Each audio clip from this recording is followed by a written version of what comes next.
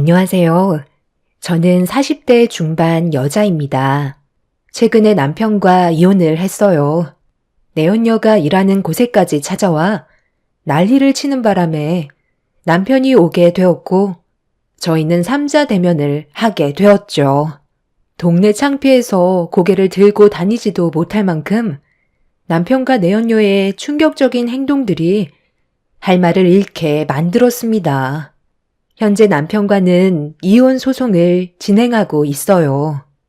본인이 잘한 게 하나도 없으니 결국 후회를 하고 있는지 다시 시작하길 원하고 있지만 그동안 저에게 상처를 줬던 남편의 모습들 때문에 용서해주고 싶은 마음도 전혀 생기지 않더군요. 남편이 바람을 피우고 있다는 걸 알게 된 건 동네 주민분들의 소문이 제 귀에 들어오게 되면서부터였어요. 마트에서 일을 하고 있던 저는 물건을 정리하고 있었는데 함께 일을 하던 직원 아줌마께서 저에게 할 말이 있다며 건물 뒤편으로 저를 데리고 갔어요. 직원 아줌마는 주변을 살피더니 낮은 목소리로 저에게 놀라지 말라면서 대화를 이어 나갔습니다. 그리고 아줌마 입에서 나온 말들은 제 두 귀를 의심하게 만들었어요. 너무 놀라서 많이 당황스러웠지만 설마 남편이 저를 두고 다른 여자를 만나고 있을 거라곤 상상조차 하지 못했습니다. 에이, 설마요. 그 사람은 저밖에 모르는걸요. 그리고 다른 여자 만날 만큼 시간적 여유도 많지 않은 사람이라 그건 제가 확신할 수 있어요. 잘못 보신 걸 거예요. 아유, 참. 내가 이 동네에서만 20년이나 살았어요. 내 귀로 들어오는 대부분의 소문들은 거의 다 진실이라니까. 어떻게 한번 알아봐 드려? 원래 입에서 입으로 전해지면 없는 말도 진실이 되잖아요. 저는 그 일을 믿어요. 항상 가정에 충실하고 조금도 흔들리는 모습을 보여주지 않거든요. 항상 남편 자랑을 해서 나도 어떻게 설명을 해줘야 할지 정말 고민이 많았었는데 아무래도 나에게 들어온 증거물을 보여줘야 되겠네요. 이거 한번 확인해봐요. 잘은 보이지 않지만 저 멀리 걸어가고 있는 남자 남편 맞죠? 그리고 그 옆에 잘 봐봐요. 서로 팔짱 끼고 있잖아요. 좀 더 자세한 증거물을 확인하고 싶다면 내가 남편 일거수일투족을 전부 다 파악할 수 있을 것 같은데 어때요?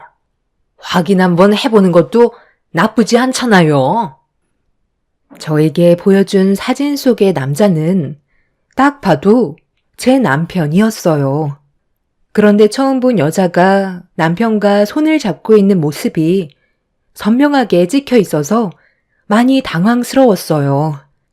누가 봐도 바람을 피우고 있는 모습이 찍혀 있던 터라 기분이 너무 안 좋았어요. 그날 나만 바라봐 줄 것 같았던 남편이 다른 여자와 손을 잡고 있다는 사실은 저만 모르고 있었지 이미 동네 사람들은 다 알고 있는 눈치였어요. 핸드폰을 들고 있던 떨리는 손은 멈추지 않았고 직원 아줌마에게 더 확실한 증거가 있다면 남겨달라고 부탁할 수밖에 없었습니다. 남편이 바람 피우고 있다는 걸 받아들이고 싶지 않았지만 눈앞에 보이는 진실은 이미 남편이 저 말고 다른 여자를 만나고 있는 걸 인정할 수밖에 없었죠. 그리고 남편을 대하는 제 행동 또한 달라질 수밖에 없었습니다.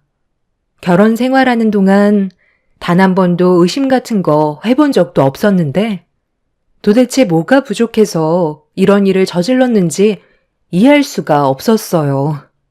그동안 부족함 없이 잘 살아왔었고 가정을 위해 열심히 살아왔던 그 사람이 왜 가정을 깨면서까지 다른 여자를 만나는지 도저히 받아들이기가 힘들었습니다. 남편이 바람 피우고 있다는 사실을 알게 된 그날, 저녁에 가족들과 함께 저녁 식사를 하기 위해 한자리에 모여 앉아 있었는데 남편은 평소와 다름없이 자식들을 챙겨주며 즐거운 대화를 이어나가고 있었습니다. 저만 속이 타들어가고 있었지만 최대한 내색하지 않고 평소처럼 행동하려고 표정 관리에 신경 쓰며 마트에 있었던 일에 대해서는 당분간 머릿속에서 지워버리려고 애쓰며 지내왔어요. 그렇게 며칠 뒤 직원 아줌마는 저를 따로 불렀고 또다시 주변을 살피시더니 저에게 USB 파일 하나를 건네 주었습니다. 밤에 가족들 몰래 봐야 한다면서 보기 전에 마음 단단히 먹어야 한다고 신신당부하셨어요.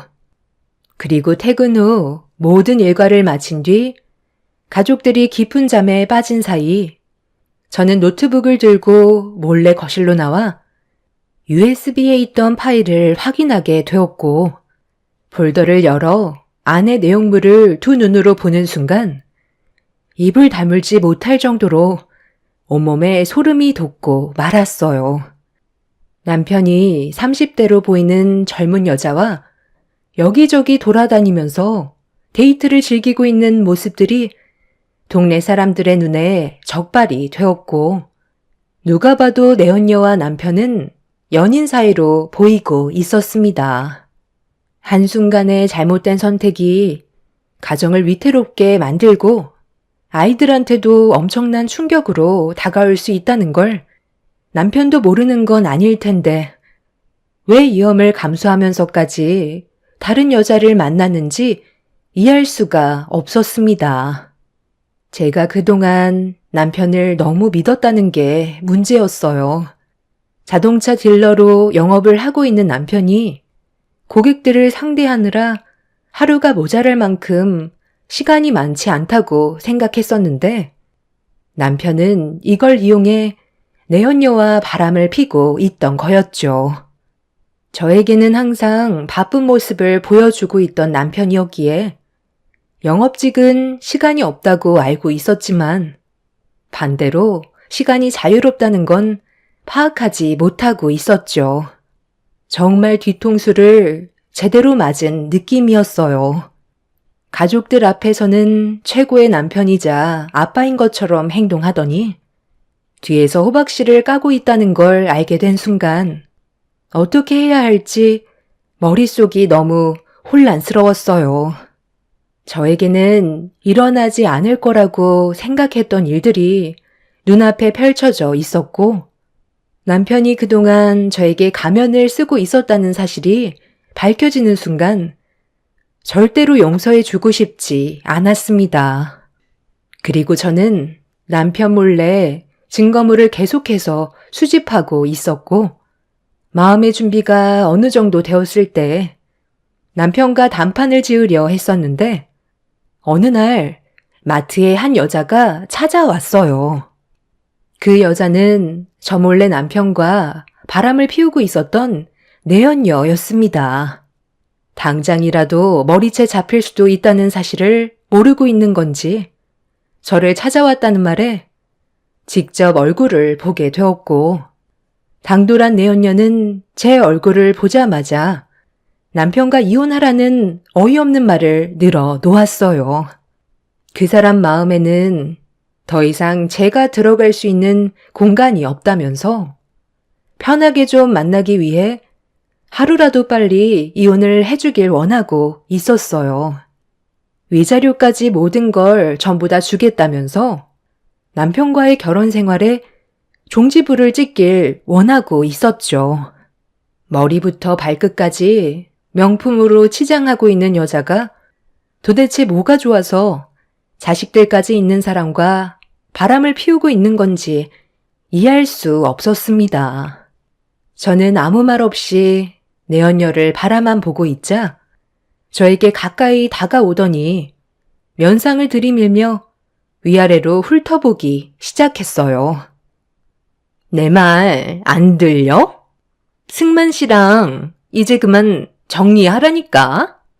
내가 내연녀인 거 알면서 계속 결혼 생활 유지하시게? 동네에서 바람 피우고 있다는 거 나한테까지 소문이 퍼져 있는 상태인데 그쪽 귀에도 들어갔을 거 아니야? 그런데 어떻게 된 게? 아무렇지도 않은 모습을 하고 있는 거지? 내연녀가 앞에 있는데 한바탕 난리라도 쳐야 되는 거 아니야? 당장 머리채라도 답던지 아니면 무슨 말이라도 해보라고. 왜 멀뚱히 쳐다만 보고 있는 건데? 계속 이 꼴을 보고 있을 거야? 이혼을 하든 안 하든 그건 내 자유야. 네가 이래라 저래라 할 필요가 없는 거라고. 판단은 내가 알아서 해. 아무리 내가 이성을 잃었어도 내 손을 더럽히고 싶지는 않아. 나는 너처럼 저급한 여자가 아니거든. 그래서 유부남인 그 사람이랑 즐기면서 생활하니까 세상을 다 가진 것처럼 행복하니? 너는 그냥 때를 기다려. 일 처리는 내가 알아서 해. 참 인생 피곤하게 산다. 사지 멀쩡해서 가정에 있는 남자를 건드리기나 하고 그렇게 보는 눈이 없어서 앞으로 어떻게 살아가려고 그래? 너무 조급하게 생각하지 마. 어차피 시간 지나면 자연스럽게 모든 게 해결이 될 테고 너한테도 상간소송으로 위자료 청구할 거니까 이왕 참은 거 조금만 더 기다려봐. 나는 아직 시작도 안 했는데 끝은 봐야 할 거 아니야? 온 김에 장이라도 좀 보고 가던지.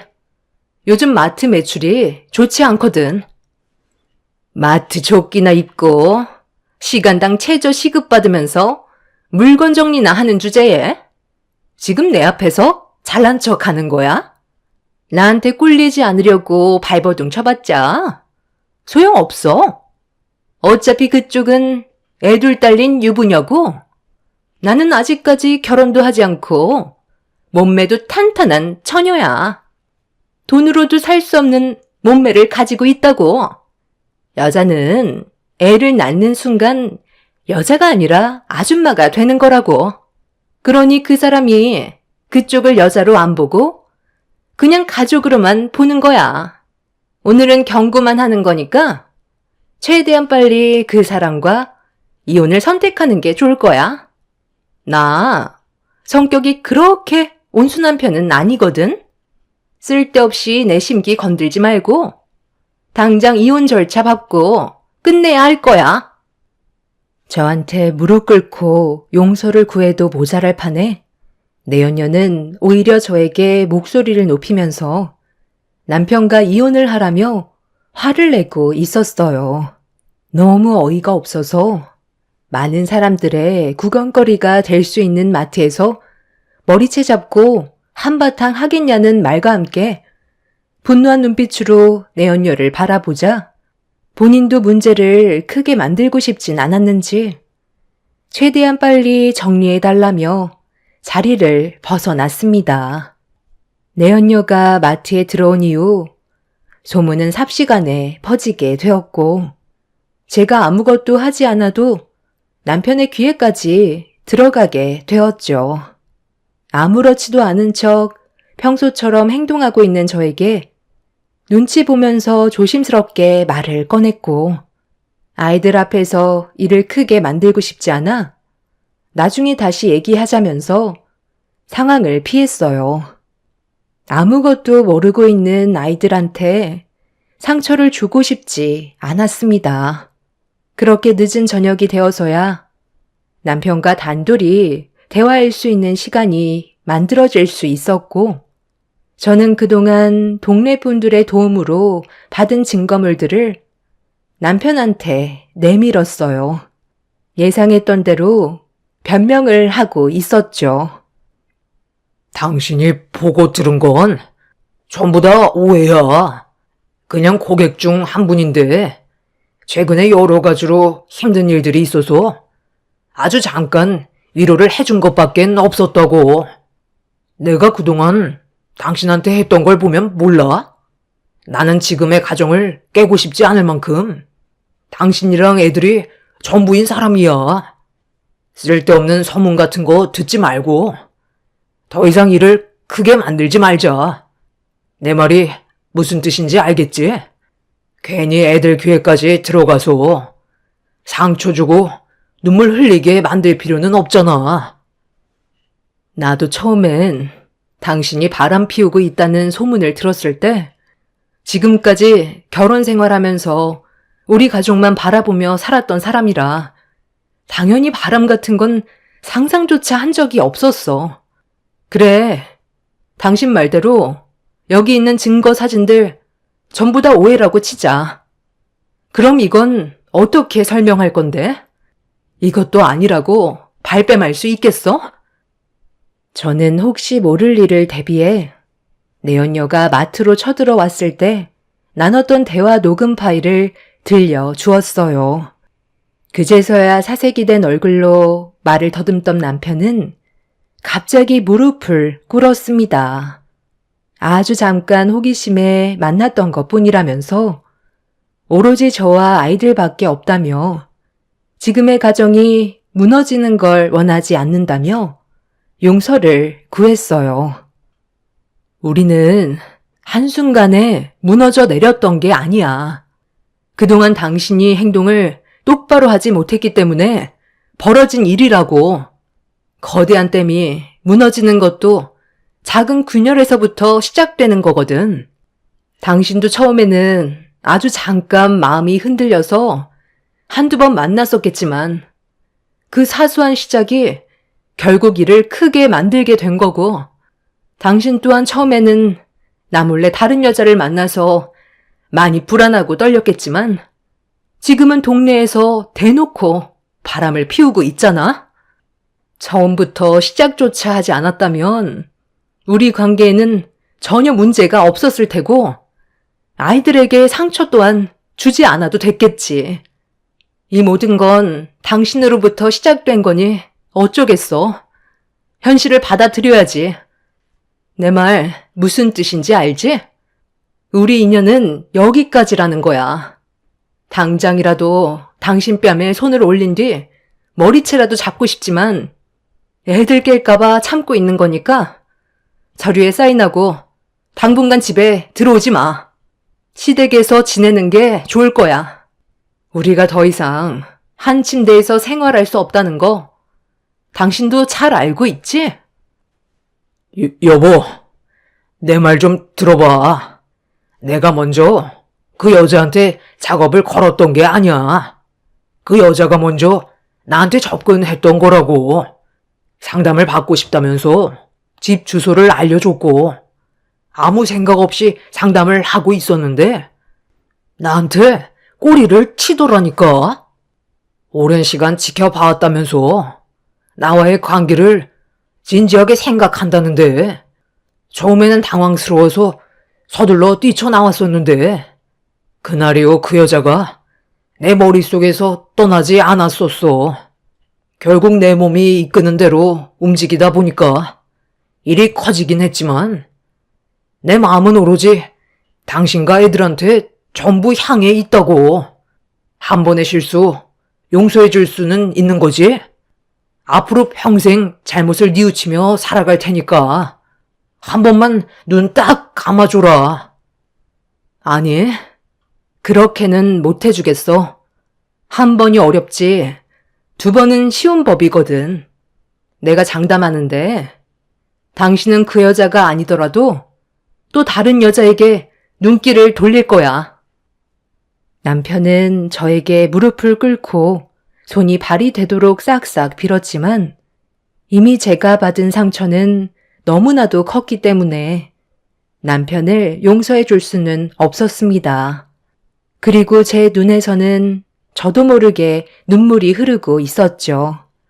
멍청하게도 저밖에 모를 거라고 착각하며 살아왔던 제가 너무 한심했어요. 무릎 꿇고 용서를 구하던 남편은 제가 봐줄 것 같지 않자 손이 발이 되도록 빌고 있던 양손을 멈추더니 자리에서 일어났어요. 그리곤 갑자기 태도가 돌변해서는 전혀 다른 모습을 보여주었죠. 이렇게까지 했으면 그냥 한번 봐줄 수도 있는 건데 나한테 너무 매정한 거 아니야? 나도 이렇게까지 될 줄 몰랐는데 사람 마음이라는 게 내가 하고 싶은 대로 되지 않더라고. 그 여자한테 한번 꽂히게 되니까 헤어나오질 못하겠더라. 그래서 지금까지 계속 만나왔던 거고 굳이 동네에서 바람을 피웠던 건 당신 귀에 들어가게 하려고 그랬던 거야. 들키지 않고 만날 거였으면 내가 왜 동네에서 바람을 피우고 있었겠어? 다른 지역에서 몰래 만났겠지. 당신보다 그 여자가 훨씬 능력 좋고 내 삶에 활력을 불어넣어주는 사람이야. 그래서 어떻게 하면 자연스럽게 헤어질 수 있을까 고민을 해봤는데 당신이 일하는 마트에 아줌마들이 동네에서 오랜 세월 살아왔었잖아. 그래서 자연스럽게 당신 귀에 들어갈 수 있게 의식적으로 움직였고 내가 예상했던 대로 딱 들어맞았던 거지. 사진 찍히고 있었던 거 전부 다 알고 있었어. 그래서 더 자극적인 모습을 보여줬던 거고 당신 손에 들어간 그 증거물 내가 다 계획해서 만들어진 것들이야. 굳이 내 입으로 더럽힐 필요는 없는 거잖아. 주변 사람들이 알아서 당신한테 모든 걸 알려주는데 내가 굳이 힘을 뺄 필요가 있겠어? 그러니까 내가 이렇게 나오기 전에 처음부터 잘하지 그랬어. 꼭 그렇게까지 고집을 부렸어야 돼? 우리 부모님께서 돈을 빌려달라고 부탁했을 때 바로 도와줬으면 얼마나 좋아? 그거 도와드리지 않았다고 일을 이렇게 크게 만들었다는 거야? 지금 그걸 말이라고 해? 내가 왜 시부모님이 노름한 돈을 갚아줘야 하는 건데 당신 선에서 해결이 안 된다고 그 많은 돈을 나한테 달라는 건 너무 억지스러운 거 아니야? 한 번 도와드리면 두 번 다시는 노름을 안 하실 것 같아? 시간 지나면 또다시 손을 대실 거고 그럼 우리 식구도 생활이 힘들어지니까 도와드릴 수 없다고 그랬던 건데 그걸 지금 변명이라고 하는 거야? 말 같지도 않은 말 더 이상 듣고 싶지도 않아. 그래서 대화가 안 통하는 당신이랑 이혼하고 그 여자랑 새 살림 차리겠다는 거야. 당신보다 능력 좋고 거기에다가 또 애 딸린 유부녀도 아니고 나한테 이득되는 부분들이 훨씬 많으니까 당신만 지친 거 아니거든.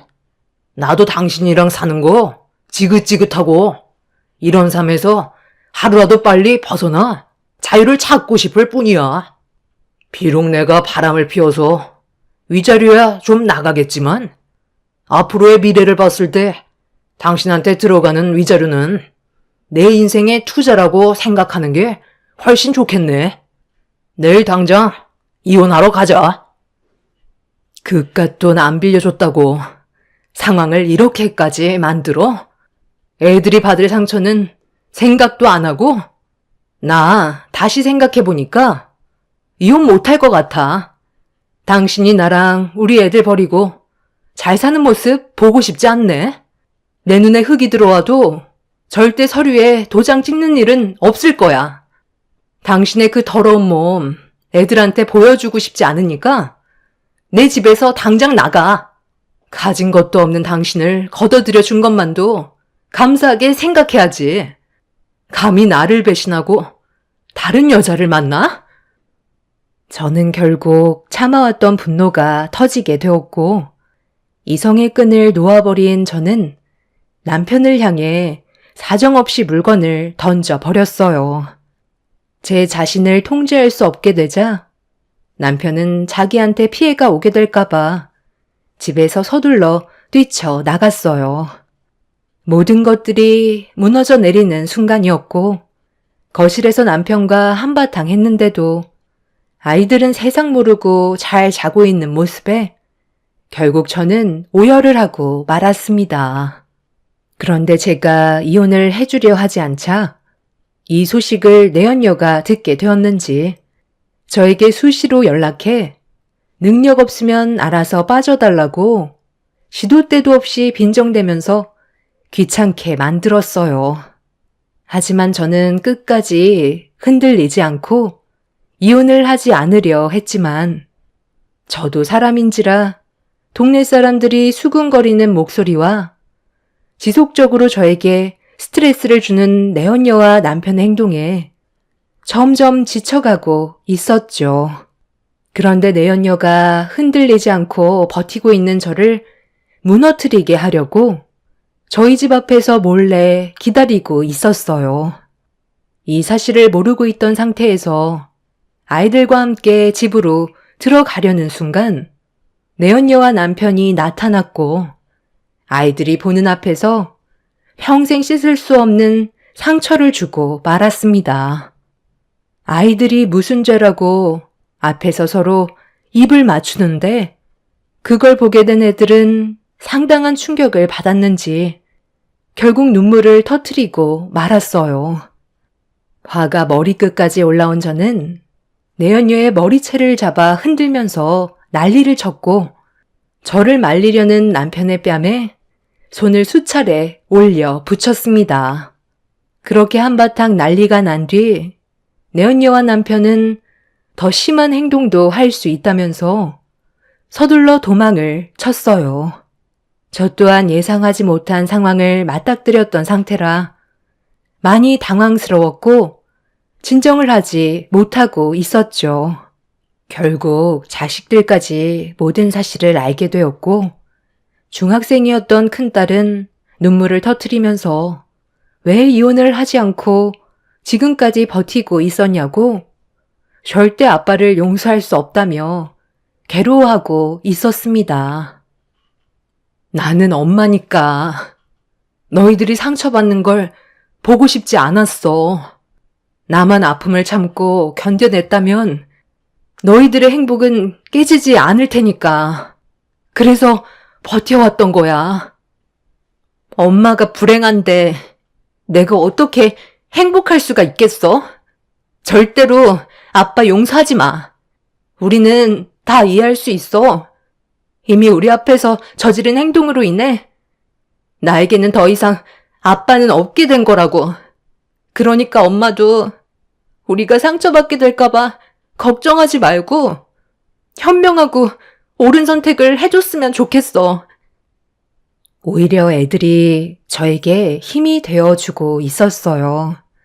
그날 정말 많은 눈물을 쏟아내게 되었고 결국 저는 남편이 원하는 대로 이혼을 해주게 되었습니다. 서류에 도장을 찍게 됨과 동시에 그동안 함께했던 세월들이 한순간에 정리가 된다는 게 참 안타까웠어요. 남편은 저에게 조금의 미련도 남아있지 않았는지 뒤도 안 돌아보고 저와의 인연을 마무리 지었습니다. 그렇게 남편과 내연녀를 상대로 위자료를 받아낸 뒤 모든 법적 절차를 완벽하게 정리하고 더 이상은 남편과 마주치지 않길 바랐어요. 그런데 얼마의 시간이 지나고 내연녀가 갑자기 마트로 들이닥쳤어요. 그리고 남편이 그 뒤를 따라왔고 제가 일하는 곳에까지 들어와선 난리를 치기 시작했어요. 저는 남편과 내연녀에게 뭐 하는 짓이냐고 화를 내자 내연녀는 저에게 충격적인 말과 함께 남편을 뿌리치고 있었죠. 도대체 무슨 이유 때문에 나랑 헤어지겠다는 건데? 내가 지금까지 잘 해왔었잖아. 뭐가 부족한 거야? 갑자기 변한다는 게 너무 이상하잖아. 그냥 당신이 싫어져서 그만 만나겠다는 건데 도대체 뭐가 문제라는 거야? 우리가 법적으로 부부도 아니고 그냥 서로 잠깐 즐기던 사이 아냐? 이 사람이랑 이혼하면 나랑 결혼하겠다며. 그래서 정말 힘들게 이혼까지 하게 된 건데 갑자기 그만 만나자고 하면 나는 어떻게 하라는 거야? 오빠, 그건 내 알 바 아니잖아? 원래 여자의 마음은 갈대라잖아. 나는 그쪽한테 질린 것뿐이고 새로운 남자를 찾으려는 것뿐이야. 그게 그렇게 잘못된 건 아니잖아? 내 앞에서 지금 뭐 하는 짓들이야? 그런 대화를 왜 여기에서 하는 건데? 당장 마트에서 안 나가? 한창 손님들 올 시간에 영업 방해까지 하는 거야? 저기요. 그쪽 남편이니까 다시 데려가든지 말든지 알아서 하세요. 내 역할은 여기까지니까. 우리 두 번 다시 볼 일은 없을 것 같네. 사람 겉모습에 속지 말고 앞으로 애들이랑 잘 좀 살아요. 엄마가 독해져야 아이들이 잘 커갈 수 있는 거라고요. 다른 건 다 모르겠고 그쪽이 친구 하나는 정말 잘 둔 것 같아. 그건 부럽네요. 선영아, 오빠랑 새롭게 시작하기로 했잖아. 그리고 우리 집안 빚도 갚아준다며. 제발 날 버리고 가지 마. 너까지 내 곁을 떠나면 나는 이제 혼자가 된다고. 전 남편은 내연녀가 가지 못하게 끌어안았고 내연녀는 알 수 없는 말을 저에게 남긴 채 전 남편의 뺨에 수차례 손을 올린 뒤 전 남편에게 벗어나려고 발버둥치고 있었어요. 그런데 제 앞으로 갑자기 나타난 친구가 전 남편의 얼굴에 주먹을 올렸고 내연녀와 눈빛을 교환하더니 마트를 빠져나가 급하게 사라져 버렸습니다. 저에게 고개를 돌린 친구는 제가 다친 곳은 없는지 물어보며 몸을 살피고 있는데 갑자기 나타난 친구를 보는 순간 좀 전에 내연녀의 말이 떠올랐어요. 뭐가 어떻게 된 거야? 태진아, 너 저 여자랑 서로 아는 사이 같던데 아까 저 여자가 나한테 친구 하나 잘 둔 덕에 내 인생을 구했다던데 그게 다 무슨 말이야? 이거 내가 다 계획한 거야. 네가 저 나쁜 놈이랑 갈라서게 하려고. 처음부터 내가 전부 다 계획한 거라고. 너는 그동안 모르고 있었겠지만 나는 저놈이 어떤 놈인지 전부 다 알고 있었어. 부동산 일을 하고 있는 내가 고객들과 집을 보러 다니고 있는데 저놈이 너 몰래 시도 때도 없이 이 여자 저 여자 만나면서 몸을 굴리는데 너는 가정을 위해 마트 쫓기 있고 열심히 살아가고 있잖아. 누가 너를 마트 사장으로 알겠어? 최저 시급받는 직원으로 알고 있겠지. 그렇게 땀 흘리면서 애들까지 키우고 있는 네가 정작 자기 남편이 바람 피우고 있다는 사실을 모르고 있길래 너무 화가 나서 내가 그동안 전부 다 계획한 거야. 마트 직원 아줌마한테 사진 준 것도 나고 소문 퍼뜨린 것도 전부 나야. 그리고 네가 내연녀라고 생각했던 그 여자도 그리고 그 상간녀한테 찾아가 네 남편의 실체를 까발리니까 역으로 복수하고 싶다는 말을 하더라. 그래서 마트에 와서 이 난리를 피우게 된 거고 이 사실을 전부 다 알리지 못해서 정말 미안하지만 너한테 모든 사실을 알려줘봤자 평소에 무슨 일이 생겨도 항상 참고만 살았던 네가 이혼이라는 큰 결정 앞에선 아무것도 하지 못할 것 같아 친구인 내가 더 이상 네가 상처받는 걸 보고 싶지 않아 상의도 없이 저질러 버렸어. 저놈은 네가 생각하는 그 이상보다 쓰레기야. 최근에 알게 된 사실인데 저놈한테 또 다른 씨가 있더라고. 최근에 임신 소식을 알게 됐는데 아주 잠깐 놀았던 상대라고 임신한 여자를 모른 척 하더라.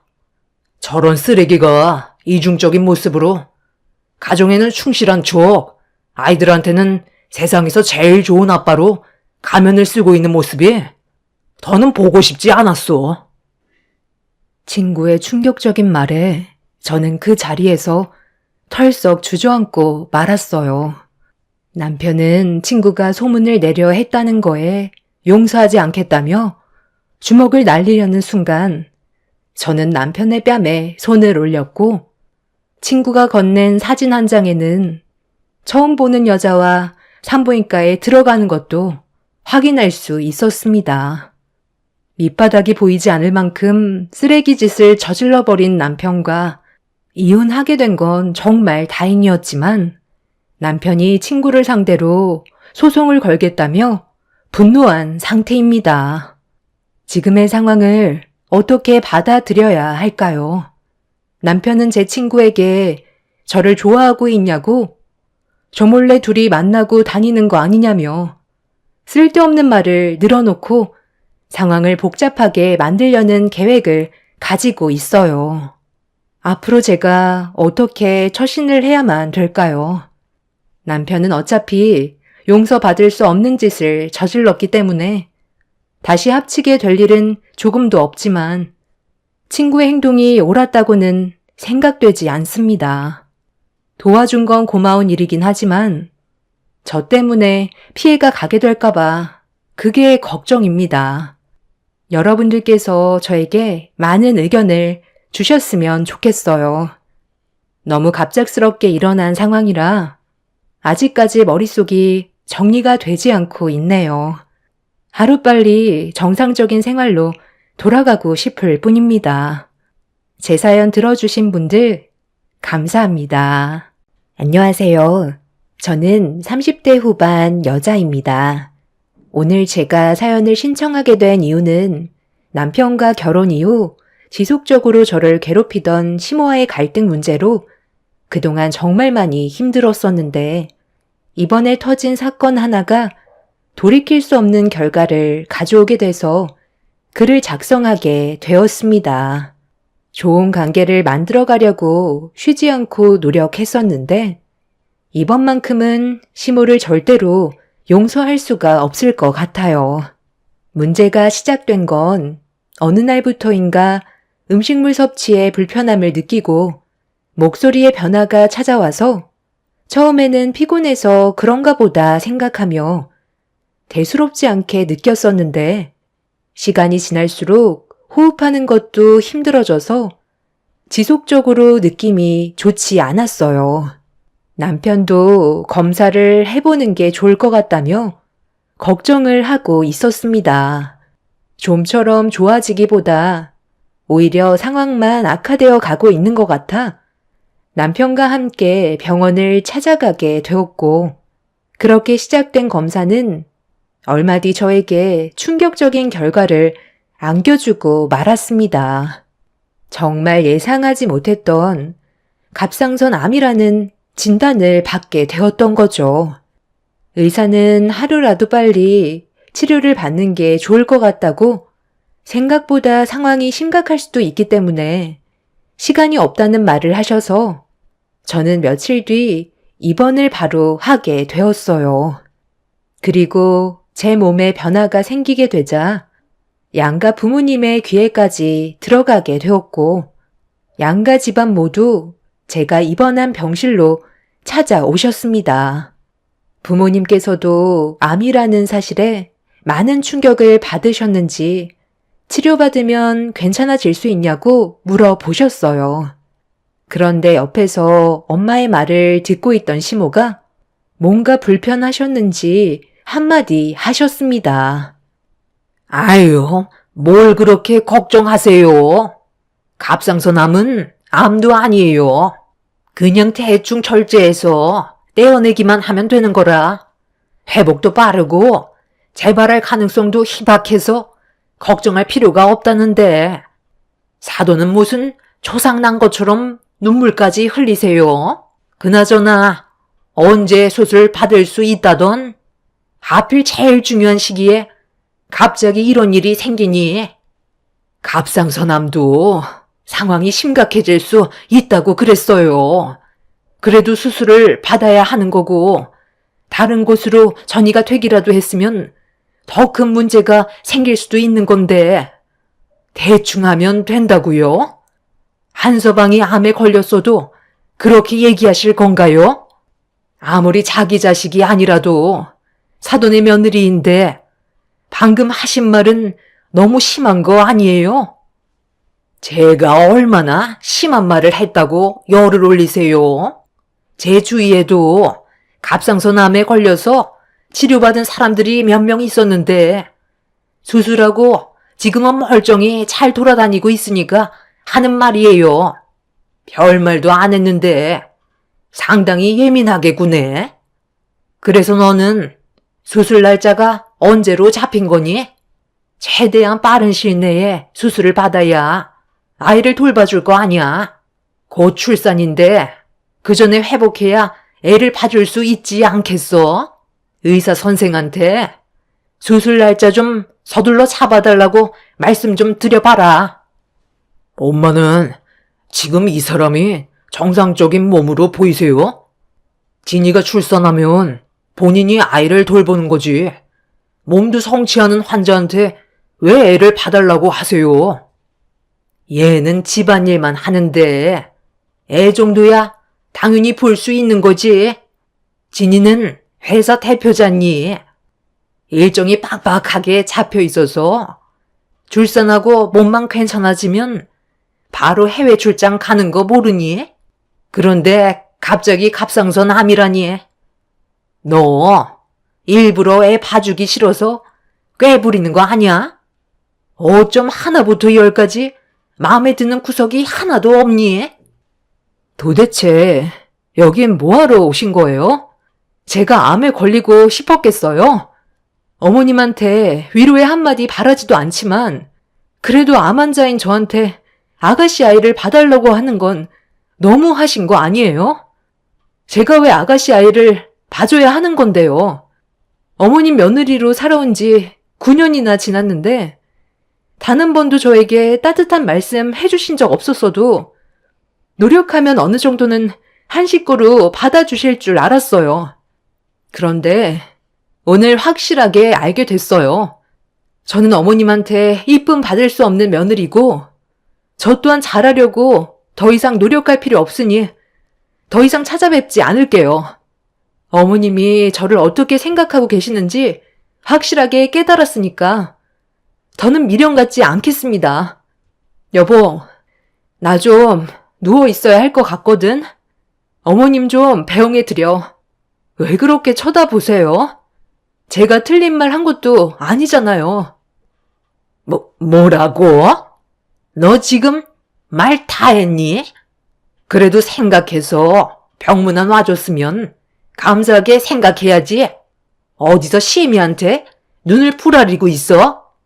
어른한테 말대꾸하고 눈 지켜 세우라고 너희 사돈이 가르치던 암이 뭐 태수라고 감히 시애미 말에 토를 달고 대들어? 이게 다 자식년 잘못 키운 너희 애미 죄다. 암에 걸린 제가 곧 출산하게 될 신우애를 못 본단 말에 시모는 화가 많이 났는지 흥분을 하셨고 남편이 병실에서 내보내려고 하자 더욱더 난리를 치셨습니다. 저에게 달려들려고 남편을 뿌리치는 시모를 말리기 위해 저희 부모님과 시부가 막아섰는데 그 순간 자식을 잘못 키웠으면 부모가 맞아야 한다면서 갑자기 저희 엄마의 뺨에 손을 올리셨고 충격적인 광경에 경악을 하고 말았습니다. 아주 잠깐 정적이 흐르더니 엄마도 시모에게 쌓인 게 많으셨는지 양손으로 시모의 머리채를 잡으면서 난리를 치셨어요. 시모의 상식 이하의 행동은 걷잡을 수 없을 정도로 상당히 큰 문제로 이어지게 되었고 경찰서에서 조사까지 받게 되는 일이 벌어지고 말았어요. 한참 뒤 병원으로 돌아온 남편은 다행히 좋게 합의 볼 수 있었다며 최대한 좋게 해결 보는데 많이 힘들었는지 의자에 털썩 주저앉아 휴식을 취했습니다. 그런 사건이 있고 난 이후 불편한 마음을 가지고 저는 수술대로 올랐고 다행히 수술 경과는 좋았다는 말을 듣게 됐지만 몸에 발견되지 않은 전이가 있을 수도 있기 때문에 시간을 두고 지켜봐야 할 것 같다며 최대한 스트레스 받지 않고 규칙적으로 생활하는 게 좋을 것 같다면서 좀 더 상황을 보기로 했었죠. 그렇게 며칠 정도 더 입원하면서 회복 기간을 가진 뒤 퇴원을 했는데 남편의 도움을 받으면서 집에 도착하자마자 시모에게 전화가 왔어요. 너 퇴원했다며?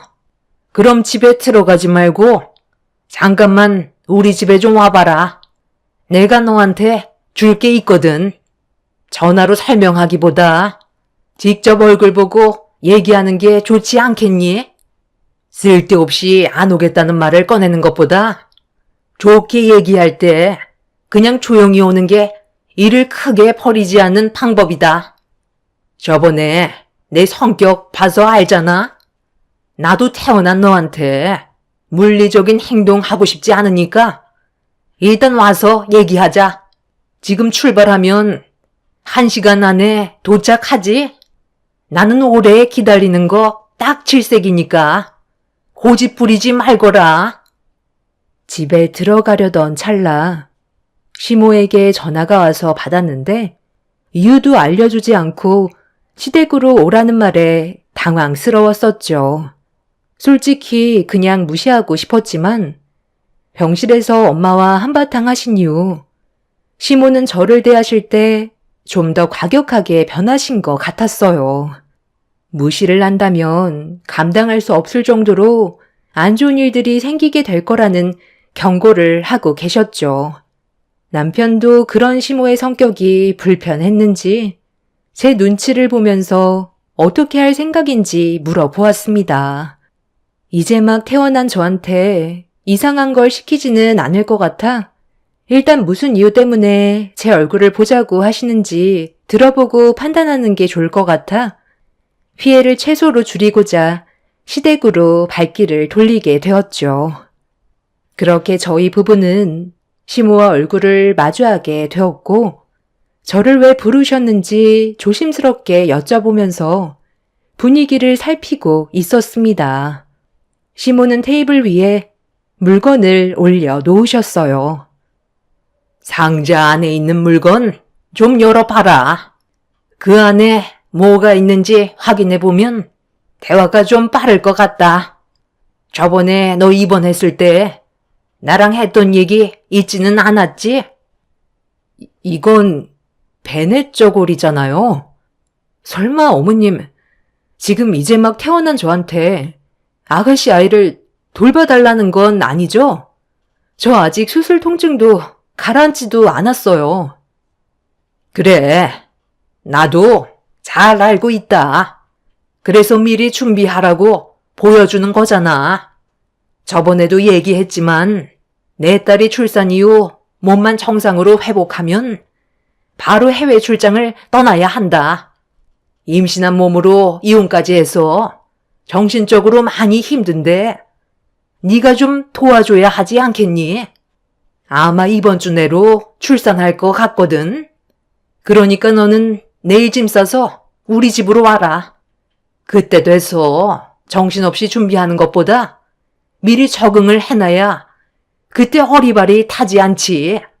그렇게 해줄 수 있는 거지? 엄마, 정말 끝까지 이러실 거예요? 저번에 안 된다고 말씀드렸잖아요. 이제 막 퇴원했고 수술 후유증으로 통증까지 있는 상황인데 어떻게 환자한테 애를 봐달라는 말을 하실 수가 있어요? 방금 하신 말은 못 들은 걸로 할 테니까 당분간 저희 찾지 마세요. 장모님이랑 엄마가 한바탕해서 이 사람이 지금 이 자리에 있는 것조차 많이 힘들 거라고요. 다시 한번 말씀드리지만 아이는 이 사람이 돌봐줄 수 없으니까 그만하세요. 그냥 엄마가 봐주면 되잖아요. 내가 이 나이에 육아를 해야 되겠니? 그래도 애미는 애를 둘이나 키워봤으니 능숙하게 뭐든 잘할 거 아니야. 괜히 시키겠어? 그럼 그렇게 하는 걸로 알고 있으마. 어머님, 그건 힘들 것 같아요. 저 지금 몸도 안 좋고 몸무게도 10kg나 빠져서 회복하는데도 시간이 걸리거든요. 병원에서도 절대 안정하라고 했어요. 그렇다고 맨날 집에 처박혀서 누워만 있을 거니? 내 아들 뼈 빠지게 일하고 있는데 너는 놀고 먹고 하겠다는 거야? 얘가 아주 도둑 심보가 하늘을 찌르네. 제가 집에서 쉰다고요? 애들 돌보는 것도 얼마나 벅찬 줄 아세요? 차라리 아가씨 아이는 어머님이 봐주시던 베이비시터 구하시던 하세요. 그럼 용건 끝났으니 먼저 일어나 보겠습니다. 그리고 저 아직까지도 그때 일 때문에 기분이 좋지 않아요. 저희 부모님께 진심으로 사과하신 것도 아니잖아요. 저 또한 상처를 많이 받아서 당분간 어머님과 얼굴 마주하고 싶지 않은데 오늘 어쩔 수 없이 온 건 또다시 그때처럼 난리 치실까봐 피곤한 상황 만들고 싶지 않아서 온 거예요. 새언니, 오셨어요? 임신을 해서 그런지 제가 잠이 많아져서 오셨는지도 모르고 있었네요. 제가 오늘부터 저희 부모님 집에서 지내기로 했거든요. 혼자 있다가 갑자기 양수라도 터지면 문제잖아요. 제가 일이 바빠서 입원하셨을 때 병문안을 갈 수가 없었는데 이해해 줄 수 있죠? 더군다나 임신한 몸이라 움직이는 것도 상당히 힘들었거든요. 몸은 괜찮아지셨어요? 암이라고 해서 저도 얼마나 놀랐는지 몰라요. 태어나신 거 보니까 그래도 몸이 좋아지신 것 같네요. 조만간 짐 싸서 오신다면서요? 제가 일이 워낙 바쁘다 보니까 출산하고 몸이 회복되는 대로 해외로 나가야 하거든요. 언니가 저 대신 신경 좀 써줄 수 있죠? 방에서 신우가 자고 있었는지 문을 열고 나온 신우는 만삭의 배를 어루만지면서 저에게 부탁을 하고 있었어요. 그 모습을 보는데 기분이 별로 좋지는 않았었죠. 신우와 저는 사이가 별로 좋지 않았거든요. 신우 살이라고 들어보셨나요? 시모보다 신우가 저를 더 괴롭혔고 저와 시모의 중간에서 가까워지지 못하게 이간질했던 신우가 과거에 저한테 했던 행동들은 전혀 기억을 못하는지 아니면 알면서도 모르는 척 하는 건지 신우의 속마음을 알 수 없었지만 확실하게 알 수 있었던 건 신우는 저를 이용하려고 9년 동안 단 한 번도 느껴본 적 없었던 착한 모습과 말투로 저에게 부탁을 하고 있었습니다. 뱃속에 있는 아이가 스트레스를 받으면 안 되니까 최대한 조용히 얘기하는 듯 싶었지만 그 모습이 저에게는 전부 가식처럼 다가왔죠. 그 자리에서 신우에게 안 된다고 딱 잘라 말한다면 시모가 또 어떤 돌발 행동을 하게 될지 몰라. 일단 몸이 좋지 않았던 저는 쉬어야 할 것 같다며 대충 상황을 마무리 지은 뒤 남편과 함께 집으로 돌아왔어요. 시모와 신우는 저에게 지속적으로 문자를 남기면서 압박을 가했지만 저와 부모님이 받으셨던 상처가 조금도 아물지 않았기 때문에 저에게 했던 부탁을 들어주지 않기로 결정을 내렸고 그렇게 신우는 예정일날 아이를 출산하게 되었습니다. 그리고 예상했던 대로 시모에게 또다시 전화가 왔어요. 저는 받지 않았고 한동안 친정집으로 몸을 피해 최대한 조심하고 있는데 현관문 밖에서 남편의 목소리가 들려왔어요. 그리고 뒤이어 시모의 날카로운 목소리가 들려오고 있었죠. 모자지간 싸우는 소리가 동네가 떠나갈 정도로 크게 울려 퍼졌고 상황이 심각해지는 것 같았는지 아빠가 현관문을 열면서 화를 내셨습니다. 지금 뭐 하는 짓입니까? 왜 남의 집 문 앞에서 소란을 피우시는 거예요? 당장 돌아가세요. 무슨 용건인지는 모르겠지만 사위가 사돈을 막으려 한 걸 보면 저희 집안에 안 좋은 영향을 끼치게 하려 했다는 건 확실하게 알 수 있을 것 같습니다. 경찰에 신고하기 전에 당장 돌아가세요. 어떠한 말도 듣고 싶지 않네요. 사돈 어른과 대화할 생각 없으니까 비켜주시죠. 예, 미야. 너 안에 있는 거 다 안다. 요즘 내 연락도 안 받고 거기서 뭐하고 있는 거니? 저번에 나랑 했던 말 기억 안 나는 거야? 내 딸이 출산했는데 오지도 않고 너무 섭섭하다 얘. 언제쯤 우리 집으로 들어올 생각이니? 얘기를 해줘야 준비를 할 거 아니야? 저번에 말씀드렸잖아요. 힘들 것 같다고요. 아가씨가 돈도 많이 버는데 도와주실 분 고용하시면 되는데 왜 환자인 저한테 무리한 요구를 하세요?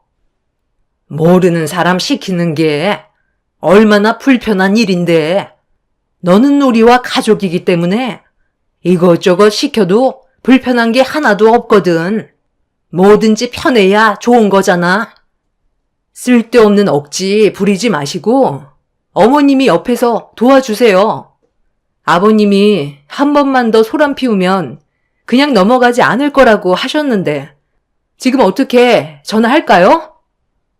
제가 핸드폰을 들어 올리자 시몬은 움찔거리더니 그때부터 저를 노려보셨고 분노가 차오르셨는지 주먹을 주시곤 손을 부들부들 떨고 계셨어요. 강하게 밀어붙이자 시몬은 나중에 다시 얘기하자며 몸을 돌려 집으로 돌아가셨습니다. 시모가 잠깐 왔다 가신 것뿐인데 온 가족이 기가 빨린 듯 다리에 힘이 풀렸고 저희 부모님께서는 시모의 행동에 화가 많이 나셨는지 한숨을 내쉬셨어요. 저번에 제가 입원했을 당시 시모가 저희 엄마 얼굴에 손을 올렸을 때 시부가 저희 부모님께 직접 찾아가셔서 진심으로 용서를 구하셨고 시모가 한 번만 더 일을 만든다면 그때는 갈라서겠다고 시모에게 각서를 받은 적이 있었습니다. 시모가 아무리 날뛰어도 시부의 한마디면 꼬리를 내릴 정도로 상당히 무서운 분이시지만 아버님은 저에게 단 한 번도 상처를 주신 적은 없으셨죠. 그렇게 시모가 돌아간 뒤 한동안 조용한 듯 싶었는데 며칠 뒤 엄청난 일들이 눈앞에 펼쳐졌고 저와 남편은 시모의 충격적인 행동에 경악을 하고 말았습니다. 오래간만에 부모님께서 아이를 봐주셔서 남편이 퇴근하고 몇 시간 정도 함께 둘만의 시간을 가질 수가 있었는데 길 건너편에 모자를 푹 눌러 쓴 한 사람이 서 있었어요. 저희 부부는 그 사람을 보자마자 시모라는 걸 단번에 알 수 있었죠. 그런데 시모에게 어떤 건장한 남자가 걸어왔고 무언가를 넘겨주고 있었습니다. 시모는 건네받은 서류 봉투를 품 안에 숨긴 뒤 주변을 두리번거리곤 어디론가 급하게 사라졌어요. 뭔가 느낌이 좋지 않다는 걸 알아챈 저희 부부는 남자를 뒤따라가게 되었고 남편이 그 남자를 세워 시모에게 건네준 서류가 뭐냐고 물어봤는데 대답을 해주지 않더라고요. 남편이 계속해서 압박을 가하자 그 남자는 남편을 강하게 밀친 뒤 급하게 도망을 치려 했지만 운동을 꾸준하게 했던 남편은 그 남자를 다시 붙잡았고 경찰에 넘기겠다고 하자 먹고 사는데 지장이 생긴다며 절대 비밀을 유지해 달라면서 시모와의 관계에 대해서 전부 털어놔 주었습니다. 남편과 저는 너무 충격적인 말을 들어서 입을 다물지 못했죠. 아까 그 고객님이 가지고 가신 서류가 뭐냐면요. 유전자 검사 용지랑 입양 서류가 들어있어요. 그분이 말을 잘 안 하셔서 저도 정확하게 말씀드리지 못하겠는데 어떤 남자분과 갓 태어난 아이의 유전자를 검사해 달라고 하더라고요. 그 남자분을 따로 만나기가 어려워서 그랬는지 아예 머리카락을 주셔서 그 남자분을 미행한 다음 기회를 엿본 뒤 유전자를 검사할 수 있는 것들을 확보해서 하라는 대로 확인시켜 드렸거든요. 아마 따님분의 아이를 출산하신 것 같은데 저보고 유전자 검사 해달라는 분이 아이의 아빠 되시는 분이셨나 봐요. 그런데 유전자가 불일치로 나오더라고요. 어느 정도 일치하는 게 아닌 피 한 방울 섞이지 않은 완전히 다른 남자의 아이였죠. 그걸 확인하신 고객님께서 따님 몰래 다른 곳으로 입양 보낼 생각을 가지고 계시다면서 국내 말고 해외로 알아봐 달라고 하길래 좀 전에 보내드린 서류가 해외 입양 절차 서류예요. 사인만 하시면 모든 절차가 진행이 되는 거고요. 고객님 따님분께서는 이 사실을 전혀 모르고 있고 조만간 해외 출장 가신다는 말만 들었는데 그때 입양 보낼 생각을 가지고 계신 것 같았어요. 저는 그럼 전부 다 말씀드렸으니 이제 가봐도 되죠? 남편과 저는 엄청난 충격을 받았고, 신우의 뱃속에서 태어난 아이가 이혼했던 신우 남편의 아이가 아니었다는 말에 입을 다물지 못하고 있었습니다. 저는 그 서류를 저희 부부가 당장 확인할 수 있냐고 물어보자 퀵으로 보내주겠다며 주소를 불러달라고 했어요. 남편은 그 사람에게 주소를 적어 주었고 1시간 내로 도착할 거라면서 급하게 사라졌습니다. 도저히 납득할 수 없는 일들이 펼쳐지고 있던 터라 당황해하고 있었는데 남편은 시댁으로 발길을 옮겼고 저도 그 뒤를 묵묵히 따라갔어요. 그렇게 저희 부부가 늦은 저녁 시간에 시댁에 방문을 하자 시부가 문을 열어주셨습니다. 시모는 아직 들어오지 않으셨는지 집에 없으셨어요. 신우는 아이를 돌보며 힘겨워하고 있었죠. 어디서부터 말을 해야 될지 몰라 난감해하고 있었는데 그 사이 시모가 집으로 들어오셨습니다. 너희들이 이 시간에 무슨 일이냐? 나랑 아예 인연을 끊어버린 줄 알았는데 갑자기 마음이 바뀌기라도 한 거니? 어차피 이제 너희들 도움 필요 없어졌다. 네, 그러시겠죠. 저희 가족들 몰래 엄청난 일을 꾸미고 계셨으니까요. 저희도 엄청난 충격을 받았는데 엄마도 당연히 충격을 받으셨겠죠. 그래도 엄마 혼자 모든 걸 선택하면 안 되죠. 어떤 상황인지 먼저 알아보는 게 우선 아니에요? 어떻게 그런 일을 저지를 계획을 가지고 계셨어요? 그만 연기하시고 솔직하게 말씀해 주세요. 네가 뭘 얘기하는 건지 엄마는 전혀 모르겠는데 쓸데없는 말 할 거면 그만 돌아가라. 나도 너희들 얼굴 보고 싶지 않다. 그냥 인연 끊고 살자니까. 어머님, 저희가 아까 길거리에서 어머님이 어떤 남자랑 마주하고 있던 거 보고 있었어요. 어떤 상황인지 전부 다 알고 있으니까 솔직하게 말씀하세요. 뭐야? 엄마, 지금 아빠 말고 다른 남자 만난 거야? 설마 바람 피운 건 아니지?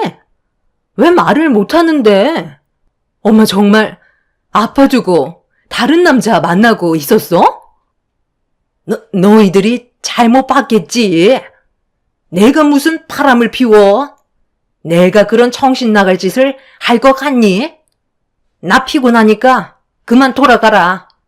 너희들이 안 가면 내가 방으로 들어가마. 지금 이게 다 무슨 말이야? 알아듣게 설명을 해야 될 거 아니야? 당신 아까 잠깐만 나갔다 온다더니 다른 남자 만나고 온 거였어? 이 시간에?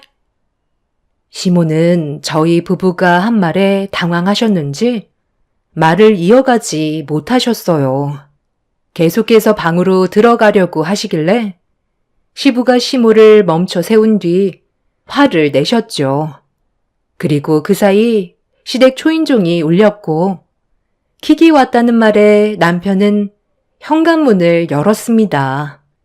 퀵 배달 기사분은 김숙 씨 앞으로 온 퀵이라고 제 이름을 호명하길래 직접 서류 봉투를 받았어요. 뒤에서 저와 남편을 보고 있던 시모의 얼굴은 점점 사색이 되면서 식은땀까지 흘리자 시부는 뭔가 심상치 않은 일들이 벌어지고 있다는 걸 눈치채셨는지 제 손에 들려있던 서류 봉투를 확인하기 위해 손을 내미셨습니다. 그렇게 봉투 안에 있던 서류를 확인하는 순간 시부는 경악을 했고 바닥에 떨어진 서류를 주워 확인한 신우 또한 손을 떨면서 얼굴빛이 노랗게 변해버렸어요. 시부는 화가 많이 나셨는지 해명하라고 목소리를 높이셨습니다. 아유, 소리 좀 지르지 마요. 내가 다 해명하면 되잖아. 저 아이 조서방 친자가 아니에요. 그동안 우리도 속고 있었다니까. 다른 남자의 아이였다고.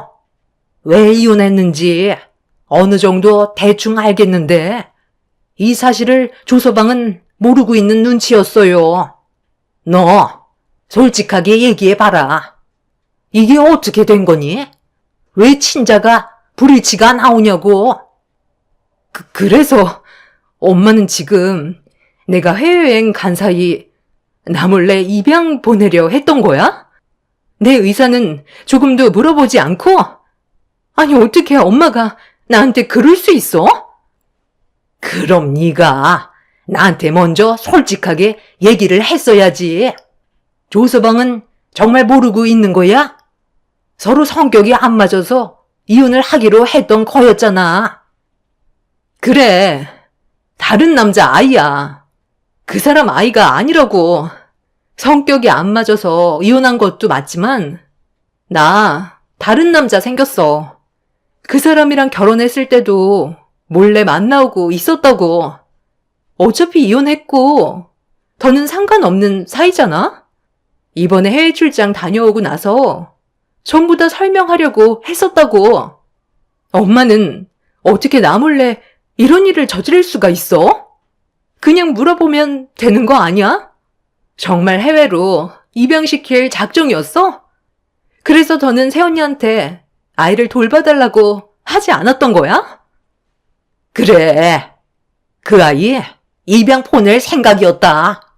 네가 처음부터 잘못된 행동을 저질렀으니까 모든 걸 바로잡으려고 내 눈앞에서 저 아이를 지워버리려고 했었어. 시모의 말이 끝나는 순간 시부는 시모의 뺨에 손을 올렸고 신우는 아이를 안은 채 눈물을 쏟아내었습니다. 한순간에 집안은 개판이 되어 버렸고 시부는 신우의 뱃속에서 태어난 아이의 친부를 당장 데려오라며 난리를 치셨어요. 그런데 문제는 여기서 끝난 게 아니었죠. 알고 보니 신우를 임신시켰던 그 남자는 신우가 해외 출장을 가려고 했던 그곳에서 만난 남자였는데 어디에서 사는지 어떤 직업을 가지고 있는지 그런 것도 전혀 알지 못하는 사람이었어요. 신우의 전 남편과 한번 크게 싸운 뒤 혼자 바에 갔었는데 거기에서 잠깐 만났던 남자였던 거죠. 결국 모든 게 거짓말로 포장된 남자와 하룻밤을 함께 했었는데 그게 하필 임신이 됐던 거였고 신우는 해외 출장을 간다는 것도 그곳에서 산다는 말에 무작정 정체도 알 수 없는 그 남자를 찾으러 가려던 거였습니다.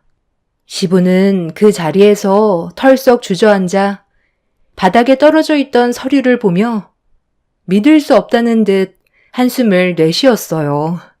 시모는 개거품을 물며 신우에게 화를 냈고 모든 계획을 물거품으로 만들었다고 제 머리채를 잡으려는 걸 남편이 가로막아 섰네요. 시부는 이런 상황을 받아들이기 힘드셨는지 대책 없는 시모와 신우를 그 자리에서 내쳐 버렸어요. 결국 시모는 신우와 아이를 데리고 신우가 살던 집으로 몸을 피할 수밖에 없었습니다. 그날 이후 시부는 신우와 연을 끊겠다며 분노를 가라앉히지 못하고 계신 상태세요. 그리고 시모가 몰래 저지르려 했던 행동들에 대해서도 용납을 할 수 없으셨는지 2번 다시 집안에 발도 들이지 말라며 현재 별거를 하고 계신 상황입니다. 얼마 전에 남편과 시부가 단둘이 진지하게 대화를 나눴었는데 시부는 시모와 함께 사는 게 지긋지긋하다며 이혼까지 고려하고 계세요. 그리고 신우는 아이를 시모에게 맡기고 모든 게 거짓말로 포장된 남자를 찾기 위해 해외로 떠난 상태입니다. 상상조차 하지 못했던 일들이 벌어져서 앞으로 어떻게 해야 할지 답답할 뿐입니다. 대책 없는 시모와 신우의 행동들이 시댁 집안을 무너뜨리게 되었네요. 앞으로 어떻게 해야 할지 모르겠어요. 시모는 저에게 아이 좀 봐달라고 계속 요청 중이에요. 저 때문에 해외로 입양을 보내지 못했다고 모든 걸 제 탓으로 돌리고 계십니다.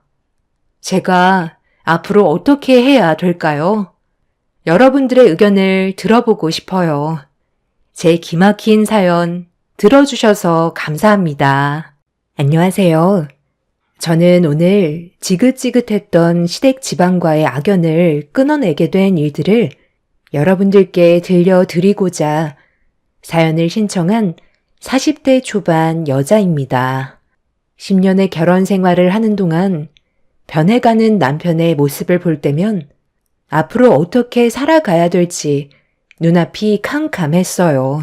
그래서 시부모님께서도 제가 가지고 있던 고민들에 대해 털어놨었지만 남편은 조금도 달라지지 않았습니다. 남편이 저를 사랑해서 결혼한 거라면 분명 다시 예전처럼 좋은 모습만 보여주던 그때로 돌아와 주길 바랐었어요. 하지만 저 혼자 열심히 노력한다고 상대방이 바뀌는 건 아니더라고요.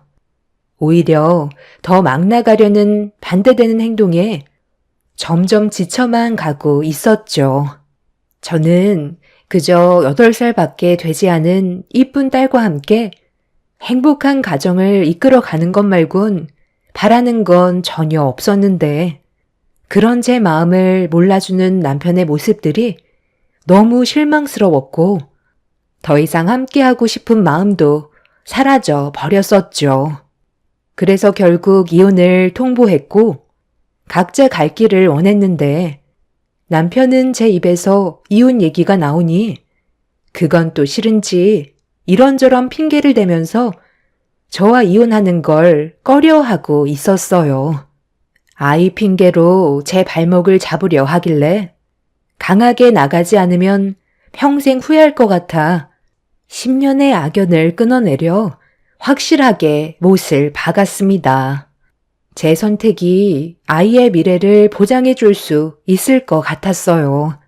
슬픔은 잠시지만 이혼을 하지 못하고 끌려간다면 아이의 인생도 불행이기 때문에 더는 남편을 받아줄 수가 없었죠. 그리고 제가 남편과 이혼을 하려고 준비를 하기 시작하자 자연스럽게 시부모님의 귀에도 들어가게 되었고 시모의 부름에 결국 시댁으로 갈 수밖에 없었습니다. 하지만 한 번은 겪어야 될 일이라 생각하고 그동안 제가 겪었던 아픔들을 전부 말씀드렸어요. 네가 내 아들과 이혼한다고? 달라질 게 뭐가 있는데? 너희들이 함께한 세월이 10년인데 그걸 깨고 등 돌리면 앞으로의 삶이 좋아질 것 같아? 좋던 싫던 함께하기로 했으면 끝까지 가는 거지. 감히 이혼하겠다는 말을 셰미 앞에서 입을 놀려? 분명 안 된다고 했는데 끝까지 가겠다는 거니? 어머님 아들이라고 끝까지 두둔하시는데요. 언제까지 이 사람 편만 들 건데요? 어떻게 보면 어머님이 이런 상황을 전부 다 만든 거 아니에요? 제가 몇 번이나 이 사람한테 문제가 있다고 하소연을 했었는데요. 그런데 제 말은 조금도 들으려 하지 않고 지금까지 계속 이 사람 편만 들었잖아요. 저도 이제 지쳐서 견디지 못하겠어요. 저처럼 참고 사는 여자도 없을 거예요. 몇 번이나 부탁을 했었는데 달라지는 건 조금도 없었다고요. 어머님이 중간에서 이 사람을 제대로 잡아주셨다면 이렇게까지 되지는 않았겠죠. 매번 새로운 모습으로 저에게 충격을 주고 있는데 다음에는 또 무슨 일을 터뜨릴지 몰라 이제는 너무 두렵다고요. 절대 노름에는 손대지 않기로 약속까지 했었고 각서에다 녹음까지 받아놨었어요. 그런데도 달라진 게 있었나요? 전혀 없잖아요. 처음에는 어느 정도 자제하는 것 같더니 시간이 지날수록 더욱더 심해지고 있잖아요. 사람이니까 실수할 수 있어요. 그래서 저는 충분히 기회를 줬고 이 사람이 달라지는 모습을 보여주길 간절히 바랬는데 이번 일은 너무 심했잖아요. 그동안 제가 정말 아껴서 힘들게 저축해 놓은 자금을 저 몰래 빼간 거 아시면서 지금 그런 말이 나와요? 그 돈이 어떤 돈이었는데요? 아파트로 이사 가려고 힘들게 모아둔 자금이었다고요. 더는 이 사람과 함께 사는 거 미련 없어요. 나는 우리의 삶이 조금 더 윤택해지고 당신이랑 행복하게 살고 싶어서 그랬던 것 뿐이야. 내가 생각했던 계획은 그게 한탕해서 2배로 불려서 통장에 넣어주고 싶었는데 마음처럼 되질 않더라고. 자금이 조금만 더 있었다면 분명 큰 돈을 만질 수 있었다니까. 이번이 마지막이었어. 정말 아예 끊었다고. 그래, 병수가 이제 끊었다잖아. 돈이야 또 열심히 일해서 벌면 되는 거고. 사람이 살다 보면 이런저런 일도 다 겪는 거다. 이혼은 없던 일로 하고 앞으로 다시 시작하는 게 어떻겠니? 내 아들이 원래 뭐 하나에 푹 빠지면 헤어나오질 못하는 성격이라서 그래. 네가 좀 이해해줘라. 애도 생각해야지. 제 딸을 생각해서 이혼하려는 거예요. 이 사람 보고 뭘 배우겠어요? 그리고 뭔가 착각하시는 것 같은데요. 이 사람이 끊었다고요? 이거 보세요.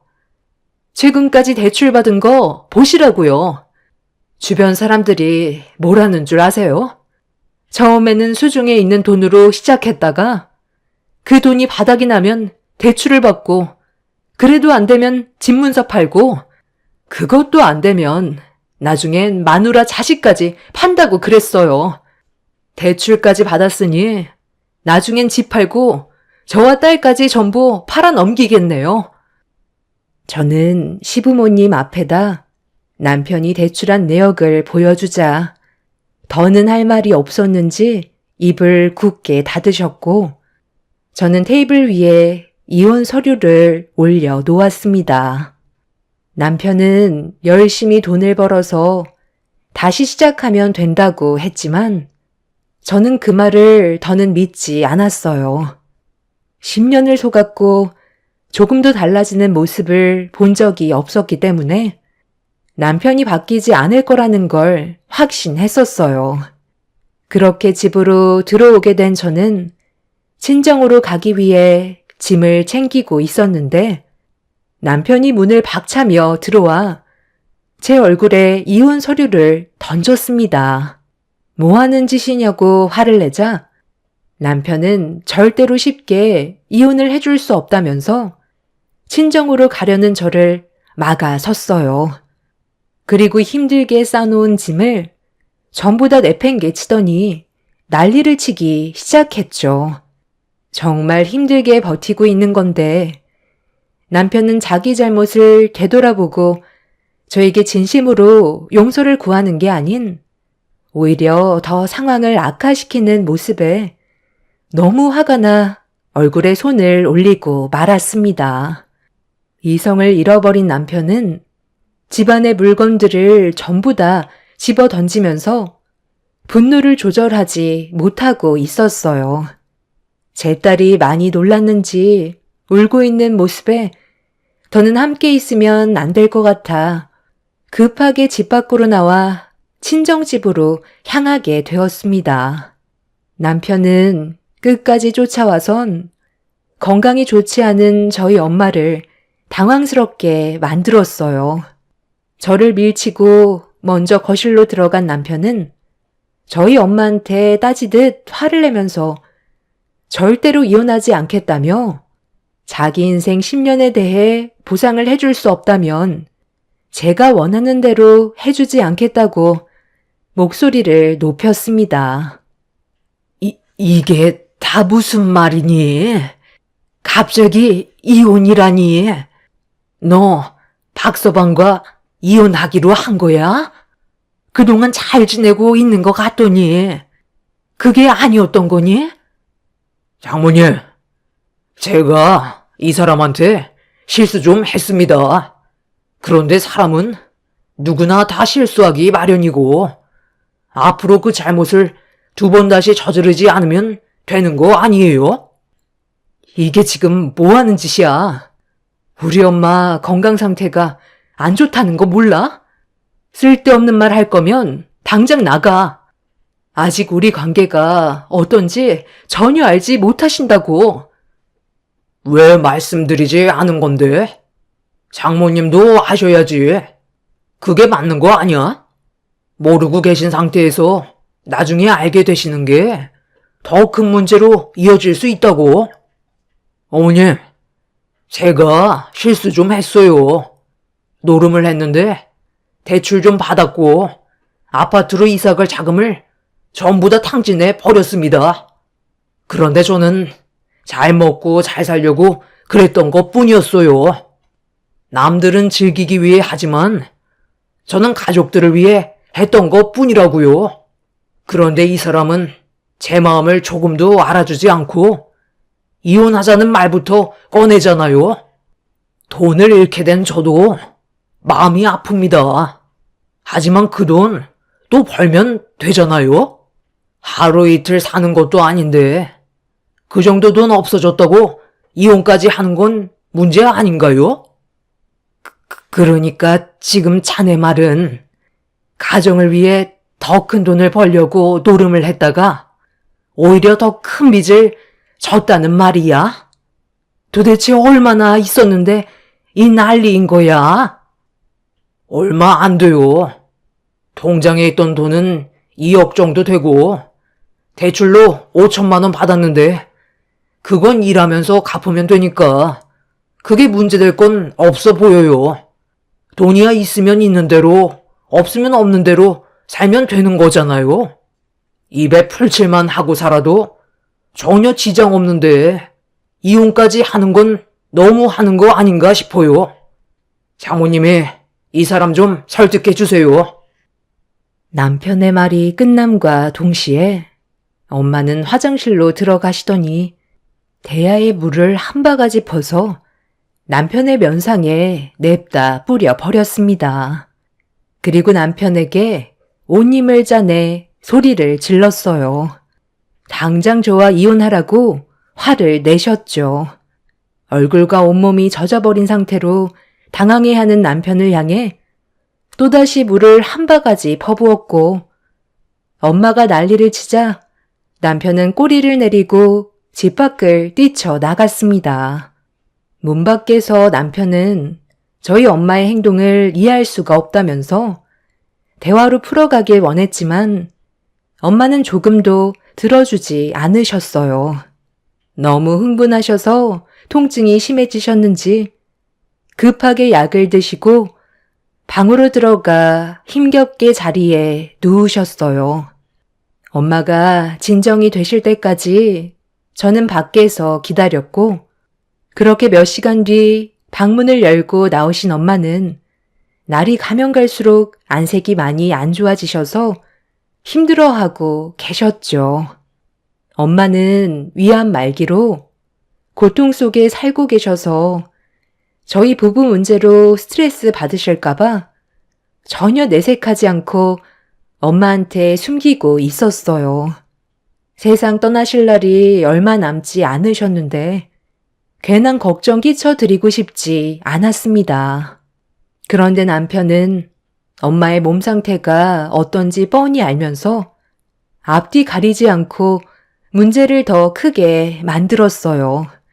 이 일로 인해 엄마는 지속적으로 스트레스를 받으셨습니다. 엄마는 침착하게 저희 부부 관계가 어쩌다 이렇게까지 됐는지 물어보셨고 어쩔 수 없이 모든 걸 털어놓을 수밖에 없었습니다.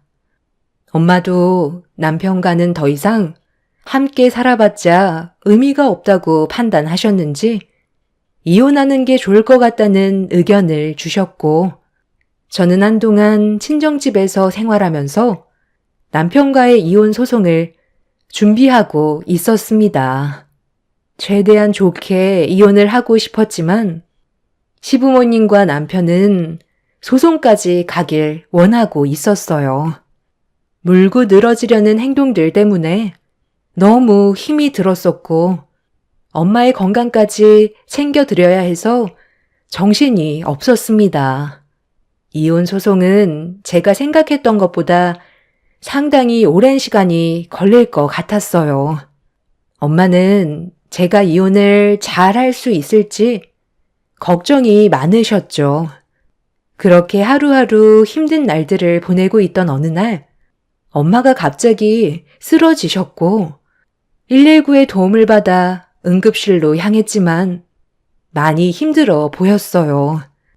위암 말기였던 엄마는 저와 함께 할 수 있는 시간이 많지 않다는 걸 느끼고 계셨는지 앞으로 독하게 살아야 한다면서 엄마도 먼저 세상을 떠나신 아빠 곁으로 떠나시려고 준비를 하셨어요. 너무 갑작스럽게 건강이 악화가 되다 보니 맨정신으로 버티는 게 너무 힘이 들었죠.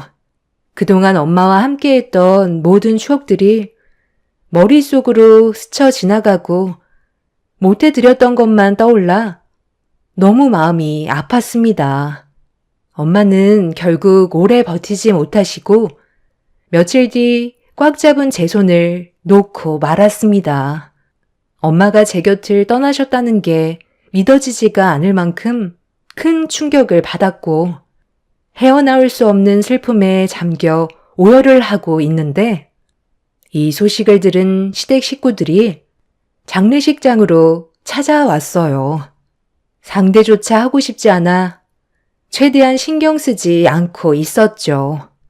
그래도 10년을 함께한 남편이라고 고인이 되신 저희 엄마를 위해 제가 신경 쓰지 못하는 것들을 챙겨주었고 저는 그 모습을 묵묵히 지켜보고 있었습니다. 그런데 남편과 시부모님이 왜 저희 엄마 장례식장에 와서 일손을 도와줬는지 얼마 뒤 알 수 있었어요. 전혀 생각지도 못한 충격적인 일들을 저질러버려 할 말을 잃었고 그 사람들을 절대로 용서하고 싶지 않았어요. 엄마의 장례가 시작되고 분주하게 움직이던 남편과 시부모님은 쉬지 않고 전화기를 붙잡고 있었습니다. 무슨 일인지 정확히 알 순 없었지만 불안한 마음을 떨쳐낼 수가 없었어요. 그리고 몇 시간 뒤 모르는 분들이 한두 분 오시더니 상당히 많은 분들께서 끊임없이 장례식장으로 들어오셨습니다. 알고 보니 남편과 시부모님의 지인분들이었고 조용했던 엄마의 장례식은 상당히 시끌벅적해지고 있었죠. 그때까지만 해도 남편이 어느 정도 정신을 차리고 제대로 된 집안의 가장 역할을 해주려는 건지 착각하고 있었어요. 하지만 그 착각도 늦은 저녁이 되었을 때 왜 많은 사람들을 장례식장으로 불러 모았는지 알 수 있었습니다. 온몸이 지쳐 있는 상태에서 엄마 영정사진 앞에 힘겹게 앉아 있었는데 잠깐 외출을 했던 시부모님과 남편이 큰 가방 하나를 가지고 들어왔어요. 그 모습을 멍하니 바라보고 있었는데 남편과 시부모님이 조이금함 앞에 앉아 무언가를 가방 안에 집어넣고 있었습니다. 저는 힘든 몸을 천천히 일으켜 무슨 일이냐고 남편한테 물어보는데 시부모님이 저를 가로막으시곤 다짜고짜 조이금을 전부 다 가져가겠다는 말을 하셨어요. 갑자기 그게 무슨 말이에요? 아직 장례식도 끝나지 않았는데 지금 뭐 하시는 거예요? 그래서 저희 엄마와 연관도 없는 분들을 장례식장에 부르신 거예요? 그게 뭐 어때서? 돈 벌 수 있는 절호의 기회인데 이때 아니면 언제 이 많은 현금을 만져보겠니? 어차피 거의 다 내 아들 평수 조문객이니까 전부 다 우리 거지. 너희들 이혼할 건데 서로 조심할 필요 없잖아. 지금 상황에서 이혼하면 불리한 건 우리 쪽인데 생돈 나가기는 아깝고 어느 정도 돈은 마련해야 되니까 너희 사돈 세상 떠났을 때 이용 좀 한 것뿐인데 이게 문제될 상황은 아니잖아. 아직까지 법적으로 너희들은 부부니까 어떻게 하든 상관없지. 이혼 소송 들어가면 나는 너한테 위자료를 줘야 될 텐데 나는 위자료를 받지도 못하잖아. 그리고 내가 너랑 함께 살아온 세월이 10년이야. 그동안 마음 편히 돈 써본 적이 없이 저축만 하고 살아왔었는데 나도 이참에 제대로 된 돈 좀 만져보면 안 되는 거야? 우리 계산은 똑바로 해야지. 그러니까 애초부터 네가 잘했으면 이런 일도 없잖아. 남편 대접 안 해주고 돈 좀 썼다고 이혼이나 하자고 억지를 부리고 있는데 내가 언제까지 당하고만 있을 거라 생각했어? 그래서 지금 엄마 장례도 끝나지 않았는데 조이금함 털고 있는 거야? 당신이 정말 끝을 보려고 작정했구나. 내가 아예 정신이 나가길 바라고 그러는 거지? 나도 양심이 있지. 설마 여기에 있는 돈 다 가져가겠소? 이 사람은 내가 모르는 사람인데 꼴랑 3만 원이 뭐냐? 최소한 5만 원은 넣어줘야 하는 거 아니야? 너랑 관계된 사람 같은데 이런 쫌팽이 같은 사람과는 인연을 만들지 않는 게 좋아. 너한테 득되는 게 하나도 없는 사람이라니까. 이건 너 가져가라. 남편은 저에게 돈 봉투를 던졌고 조이금을 가방 안에 전부 다 털어 넣었습니다. 너무 어이가 없어 할 말을 잃어버렸던 저는 그 모습을 멍하니 바라만 보고 있었죠. 시부모님께서는 가방 안에 들어가 있는 돈 봉투를 보곤 상당히 들떠 있으셨는지 여행 한번 다녀오자면서 서로 웃으며 떠들고 있었습니다. 남의 초상집에서 조금의 예절도 지키지 않는 그 사람들을 더 이상 용서해주고 싶지 않았어요. 남편은 바닥에 떨어져 있는 조이금 봉투를 주워 들더니 3만 원은 돈도 아니냐면서 썩은 미소로 저에게 다시 건네주길래 건네받은 뒤 남편의 면상을 향해 사정없이 휘둘렀어요. 시부모님은 뭐 하는 짓이냐고 강하게 밀치길래 넘어지지 않기 위해 시모의 옷을 강하게 잡았는데 그 순간 주머니가 터지면서 무언가 바닥으로 우수수 떨어졌어요. 상당히 많은 열쇠가 바닥에 펼쳐졌고 시모는 당황한 얼굴로 바닥에 떨어져 있는 열쇠를 급하게 주워 담더니 남편 보고 다 끝났으면 빨리 떠나자며 재촉하고 있었습니다. 이상한 느낌을 받은 저는 시모의 옷을 잡고 도망치지 못하게 만들었어요. 바닥에 떨어져 있던 열쇠들은 조이금함을 열 수 있는 열쇠들이었습니다. 어떻게 시부모님의 손에 들어갔는지 알 수는 없었지만 제가 그 시댁 식구들을 보내면 더 큰 피해가 생길 것 같아 도와달라고 비명을 지르면서 시모를 악착같이 붙잡았습니다.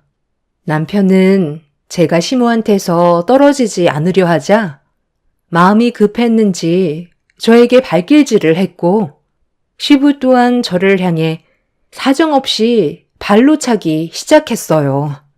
온몸이 부서질 것만 같은 고통이었지만 이를 악물고 그 사람들을 붙잡았습니다. 장례식장 안에 소란스러워지자 관계자분들과 장례를 치르고 있던 다른 분들이 모여들면서 저를 도와주셨어요. 그리고 잠시 뒤 경찰의 도움을 받아 남편과 시부모의 행동에 대해 조사를 하기 시작했고 충격적이게도 남편의 차에는 몇 개의 가방이 추가적으로 더 발견이 되었습니다. 그리고 그 안에는 상당히 많은 양의 조의금이 쏟아져 나왔죠. 알고 보니 관리실에 있던 열쇠를 몰래 훔쳐서 상주가 잠깐 자리를 비운 곳만 돌아다니며 조의금을 훔친 거였어요. 모두가 지쳐있는 상태에서 잠깐 잠이 들었을 때의 기회를 노려 범행을 저지른 거였죠. 모두의 허점을 노린 남편과 시부의 과감한 행동은 각 장례식장 안을 비추고 있는 CCTV를 가리는 치밀함까지 보이고 있었습니다. 결국 시부모와 남편은 법적인 처벌을 면하지 못하는 처지가 되어버렸고 도망치기 위해 저에게 발길질을 멈추지 않았던 그 사람들에게 상해죄를 물어 위자료 청구 소송과 남편과 이혼까지 일사천리로 진행을 할 수가 있었습니다. 엄마의 장례식장이 끝난 이후 큰 피해를 보게 될 뻔했던 다른 상주분들께선 저에게 금전적인 보상을 해주려 했지만 받지 않았어요. 저도 똑같이 당할 뻔한 처지였고 누구라도 그 상황이었으면 똑같이 했을 거라 생각했기 때문에 보상을 받지 않았죠. 그런데 남편과 시부모는 여기서 끝난 게 아니라 더 큰 계획을 저지르고 있었습니다. 남편이 장례식장 관계자인 척 연기를 하면서 장례 중인 상주의 집만 골라 범행을 저질렀고 집을 비운 틈을 타 집 안으로 들어가 값비싼 금품들을 훔치고 있었다는 게 CCTV에 고스란히 포착이 되어 있었습니다. 모든 범행을 인정한 남편은 알고 보니 노름으로 인한 대출빚을 갚기 위해 저지른 범행이었죠. 추가적인 범행이 가중처벌을 받게 되었고 그 사람들은 징역을 면하지 못하게 되었습니다. 저 또한 남편과 엮여있는 모든 걸 정리하고 다른 지역에서 새 출발을 하려는데 10년 전에 남편과 결혼을 했을 때의 반지가 서랍에서 발견이 되었어요.